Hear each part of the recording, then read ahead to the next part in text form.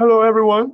Welcome to the PowerPoint presentation lecture series based on the book Character Counts, A Life of Hyojeong.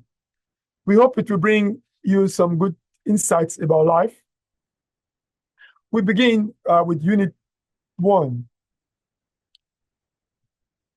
We will take a look at what it means to love heaven, love people, and love our country. In Korean, these are Hyojeong, love for heaven, in love for people, and Eguk, love for our country. We sometimes refer to these terms in Korean because this is where they originate. This presentation explores our relationship with God, people, our nation, and the world. This is the table of contents for the concept lessons of Unit 1. Lesson 1, conscience, character, and Hyojeong. Lesson 4, love for God, Chun. And lesson 7, love for people, in, and love for our country, Guk. We won't be covering lessons 2, 3, 5, and 6, which are supplementary story lessons. First, we will look at a story about maintaining our integrity by listening to our conscience. This is a true story from the United States of America. In the year 2013, a woman named Sarah was walking down the street of Kansas City where she met a homeless man named Billy. And she put some coins into Billy's cup. It was a small amount to Sarah, but to Billy, a lot. And it gave him some hope. Later at home, Sarah realized she had accidentally dropped her engagement ring into Billy's cup together with the coins. She drove immediately to the place where she had met Billy, but Billy was gone. Billy had gone to a nearby jewelry shop and discovered that the ring was worth about $4,000. It crossed Billy's mind that his life might change dramatically if he sold the ring. He was excited, but he felt some inner conflict. It was his conscience telling him that it would be wrong to keep the ring. He couldn't bring himself to selling the precious ring of a person who had been good to him. Hoping to give it back to the owner, Billy put it in his pocket and left the jewelry shop. The next day, Sarah saw Billy at the same place they had met the day before. Sarah asked if Billy had remembered her, and of course, he did. Then he took the ring out of his pocket and returned it to Sarah. Wow. Sarah recognized that Billy was a man of good character, a man who followed his conscience, and she wanted to give him the chance to make a new start. Sarah began spreading the news about Billy's actions to everyone, and she started a fundraiser online for Billy. People were moved by his good deed and character, and how Billy had resisted the temptation to sell the ring, even though he was homeless. The fundraiser brought in about $190,000 in just 3 months. And Billy was given a chance to start a new life. He bought a car, a home, and renewed himself. Many blessings came to Billy, all because he chose to follow his conscience. If we make it a habit to respond to the guidance of our conscience, we will have peace of mind and sense of dignity. If we follow our selfish mind rather than our conscience, we make selfishness a habit and end up saying and doing things we later regret. In this story we just read, we saw one example of the kind of good things that can happen in our lives when we can take a step back from going for our own needs right away and instead follow our conscience. Let's look at this a little more closely. Character defines the essence of a person. This includes personal values, behaviors, and actions. To have a good family, each of us must have good character. In the same way, a peaceful, happy society or country must be composed of people of good character. Let's consider then what aspects of good character might a person have. As we train our mind and body, we realize that we need consistency to master ourselves. For example, a religious person might pray every day, or they might pray at their convenience. We might also keep a daily discipline of a good diet and exercise, or decide to exercise once a month. Our results are limited if we are inconsistent. So, if you want to live with one mind rather than two opposing ones, you must be disciplined. When you follow the discipline of your conscience, you can slowly become a valuable, contributing member of our society. From the story, what second characteristic might a person of good character have?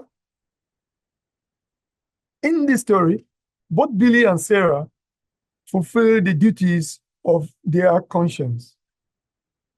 Billy couldn't bring himself to sell the precious ring of a person who had been good to him, and Sarah, on the other hand, recognized and spread the news about Billy. These two people had some education in their family, school, or church, or in their religion, and they had learned to listen to their conscience. Especially through this experience, they become honorable, moral people of good character. The third characteristic of a person of good character is responsibility. As human beings grow older, we gradually become less and less dependent on others. People of good character must be able to make wise decisions about their lives and take responsibility for them. Finally, our character needs to express harmony. Human beings naturally pursue truth, goodness, and beauty. These are usually expressed through our intellect, in religious sentiment, and artistic expression. The true person of good character is someone who pursues and unites all three fields of thought, not just one. So we can say that a person of good character is harmonious in mind and heart. The conscience is like an inner parent, trusted teacher, or guide. It helps us find our direction when we face challenges in our life. God, our Creator, gave us our conscience as part of our inner essence. It is with us for our whole life. If we listen to its constant, wise voice, we will act with integrity and good character. Now we are going to talk a little bit about an aspect of character called Hyojeong. This is a new concept that combines some traditional ideas from Northeast Asia about relationships in the family and society in a new paradigm that seeks to fit with today's society. Hyojeong is a Korean term which has two Chinese root concepts.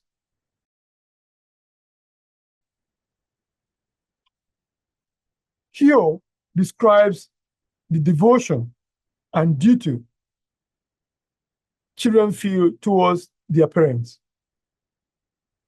And Jeong means heart. We can practice Hyojeong wherever we go, in relationship with our parents, with our friends and community, and our activities to help our country. We live in this world as individuals as well as in relationship with the people around us. We grow up in our homes with our parents and brothers and sisters, and then meet a wide range of people while we go to school with friends or visit with neighbors. We all seek to live a happy life. How can we find happiness? We can't find happiness just by living for our own sake. We cannot find happiness alone. What kind of happiness do you need? True and lasting happiness? Or false and short-lived happiness? How can we tell the difference? That is where our conscience comes in. As we live with our family, our friends, neighbors, and schoolmates, and others in the world around us, we develop the power of our conscience. Our conscience can guide us toward true and lasting happiness. Conscience helps us navigate our way on the often rough oceans of our lives. It gives us and it guides us in the right direction when we are facing challenges. The conscience acts like a parent living inside of us. Why do parents give love unconditionally, despite our shortcomings, weak points, or mistakes? They continue giving and look forward to the day when we recognize our responsibility. This is when we begin to listen to our conscience and take care of others around us. When we receive our parents' love, despite our shortcomings, our conscience helps us naturally respond. Conscience is an inbuilt mechanism that also helps us to develop our heart of Hyojeong. That is why we chose the Hyojeong as part of the title of this series, Character Counts, a Life of Hyojeong. More than 2,500 years ago, Confucius taught about Hyo. It has been a big part of Asian thought and culture ever since. By combining Hyo and Jeong as Hyojeong, this traditional idea becomes appropriate to the modern world. We might be able to see Hyojeong as a new paradigm for this age and as a bridge between young and old. Hyojeong is different from Hyo. Hyojeong is different from Hyo.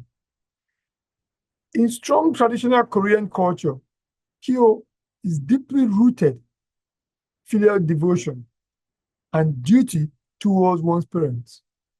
Hyojeong, however, puts greater emphasis on Jeong, or heart. This heart allows the younger generation to interact more freely with their elders than in past generations. At the same time, Hyojeong urges the younger and older generations to share responsibility in the home and in society. Hyojeong meets the needs of today's young people as they gain vast technical knowledge and skills. Now, our young people share the lead with the elder generations in nearly every realm of society, in business, government, the arts, entertainment, science, and other areas. In the following sessions, we will see just how Hyojeong can become the new paradigm in this age, with the power of bridging the gap between the young and old. Hyojeong gives great moral responsibility to today's young generation. As their social influence expands, young people need to deepen a heart of love for their entire family, for their parents, brothers and sisters, grandparents, and other relatives.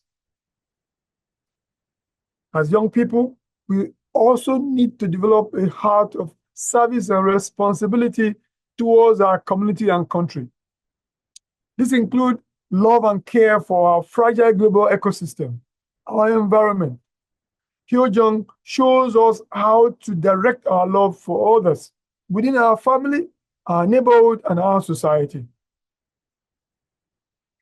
Hyojeong comes to us organically, like the African concept of Ubuntu.